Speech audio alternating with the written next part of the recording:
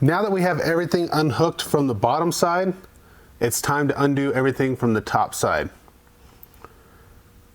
Now, there's not a lot left. We got some radiator hoses, we have heater hoses, battery cables, we have to unhook the fuel line, and there's a few electrical plugins on the engine that we need to undo, which there might actually be a bulkhead on the firewall that we can just unplug. I think I'll start by unhooking the battery. I'm just gonna leave the cables with the engine because these cables may not work in our situation with the LS. I may just custom build a set because we may relocate the battery as well. Once that's out, I'm just gonna cut these heater hoses off. I'll unhook the fuel system, pull the radiator out. I am gonna have to pull the fan off in order to have enough clearance to get this engine up and out of there.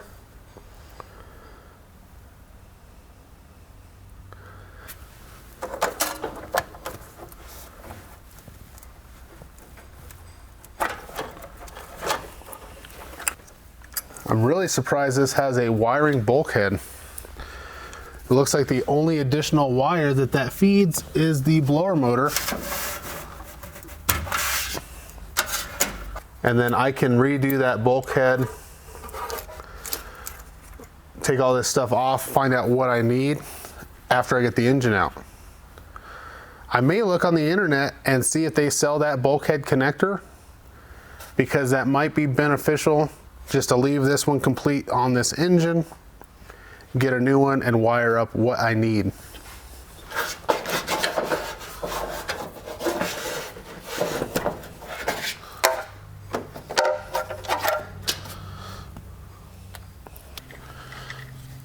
Just gonna snip these heater hoses. Some coolant may leak out. That's okay. I'm gonna snip the fuel line. Hopefully a lot of fuel doesn't run out. If it does, I'll just plug the hose. And nothing. So that is a good thing. Less mess for us.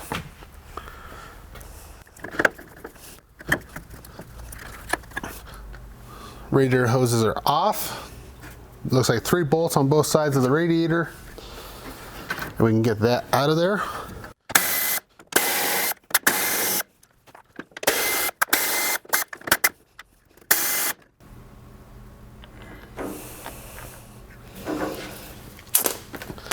This feels a whole lot heavier than the modern stuff.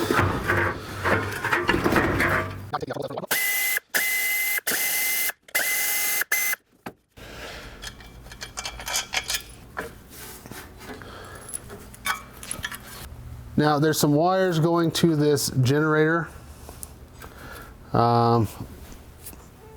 Probably a power wire, a field wire, and a ground. We won't be using that setup anymore because we're not going to run this voltage regulator. My biggest concern is that flathead. Hopefully it's not rusted in there. If it is, I'm just going to cut the wire. Oh, it was loose.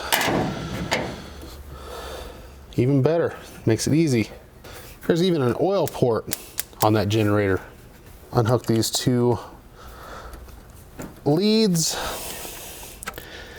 I don't know which one goes to what.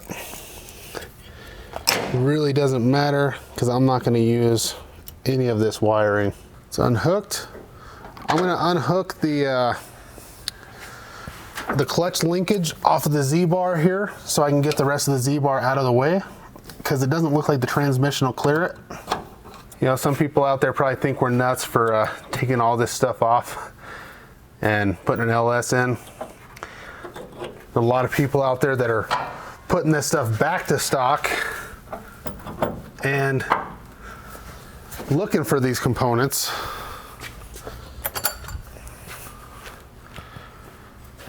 But if you want a car that you can just jump in and drive every day, this old stuff just ain't the way to go.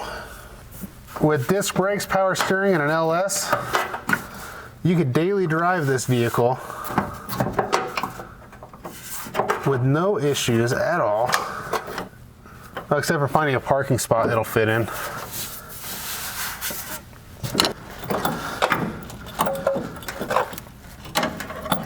There we go. This little guy clips into the bottom of the bracket. So you gotta loosen it up enough to get that off the bottom. So what's left? Motor mounts? That might be it. See if we can get those unhooked. Just trying to figure out where I'm gonna hook chains up to. I don't see a whole lot. I was kind of wanting to hook something in here and back here because I'm gonna have the whole weight of the transmission. So I don't want to hook up to the front, but I may have to just run a longer chain and tie into the front. Well, I'm gonna at least try to loosen the motor mounts.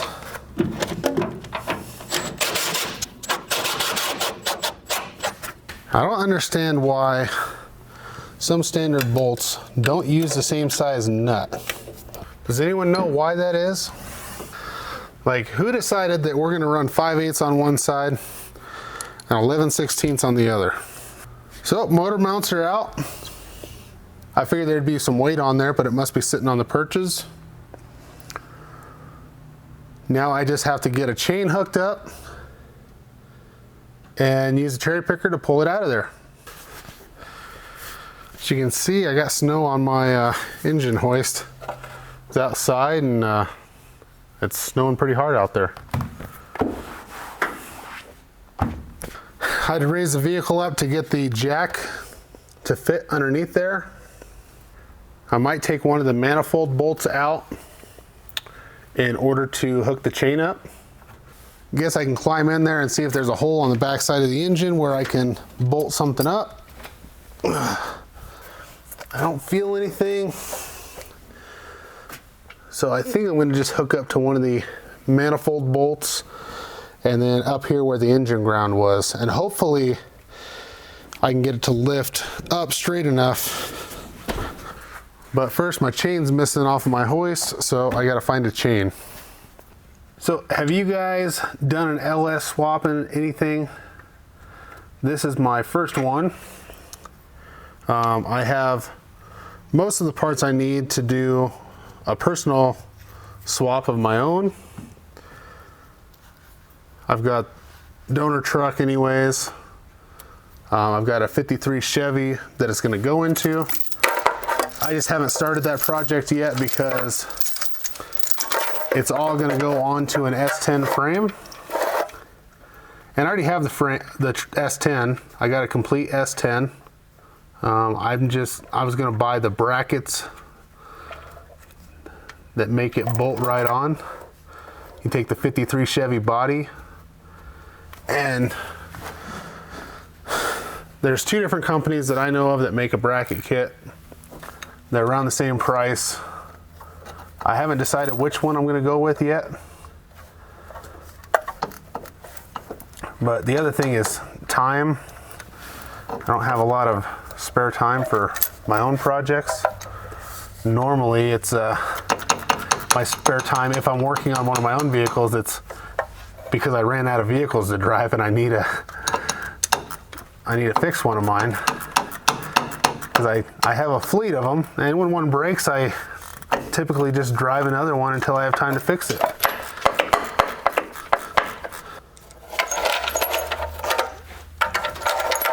I want to leave myself a little bit of slack so I can get the chain back there. Try to balance this engine. And I do need to get a longer bolt for here. You know, there's something about these old motors that I just don't care for. And you know, 5-10 years ago, the big thing was to pull these out and put a small block Chevy in, and they would still be a carbureted engine. Yeah, it's better than this inline six, but how much are you really gaining? You know, you're gonna run an Edelbrock or a Holley carburetor, and you're gonna have issues, and you're still not going to have a vehicle that you're going to want to jump in and drive every day of the week.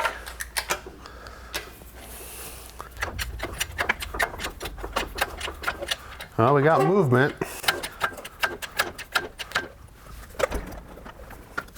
Well, it's floating. Let's see if we can get it out of there. Let's see, what are we caught on? There's got to be something holding us in. There always is. Just a motor mount. Let's see. Can we go forward? Okay. Oil pan's hitting the cross member now.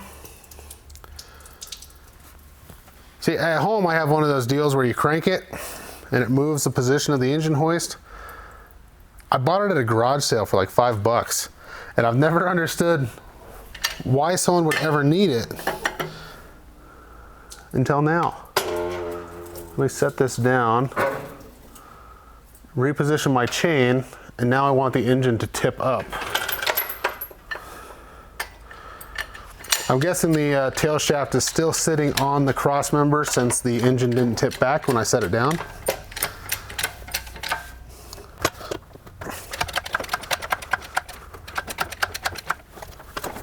Now I might have moved too far forward, but let's see. We are just about to clear the cross member.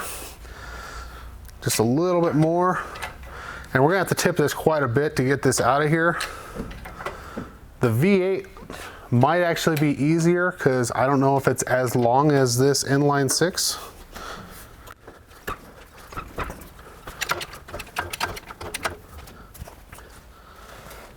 Looks like I'm clearing, and I'm coming out at an angle kind of on purpose.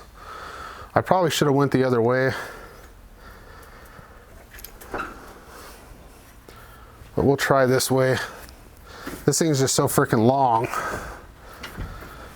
I'm trying to avoid, here, let's twist this around. Trying to avoid the wiper motor back there. Oh, I still got stuff hooked up. Still got the throttle linkage.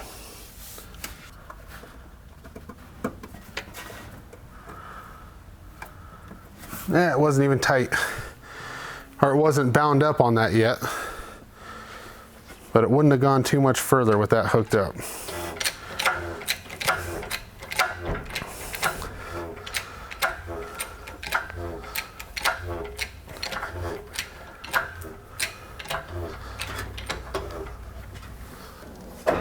And this would be easier with two people because one person can guide the engine out, the other person can operate the hoist. But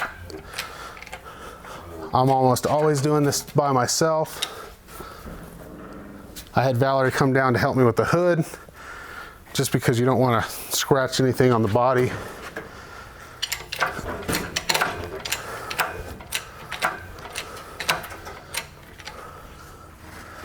Looks like we're gonna sneak right out of there.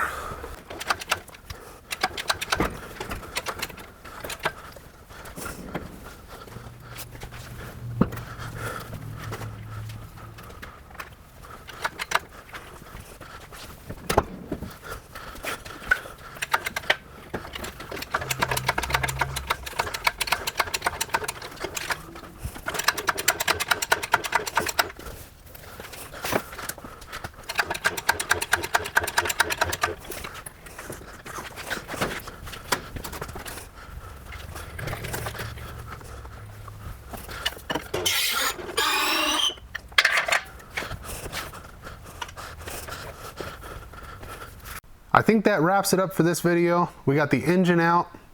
We got a bunch of stuff unhooked underneath. Now, one of the other things I'm gonna have to do is degrease this engine bay, steam clean it, get it ready for paint.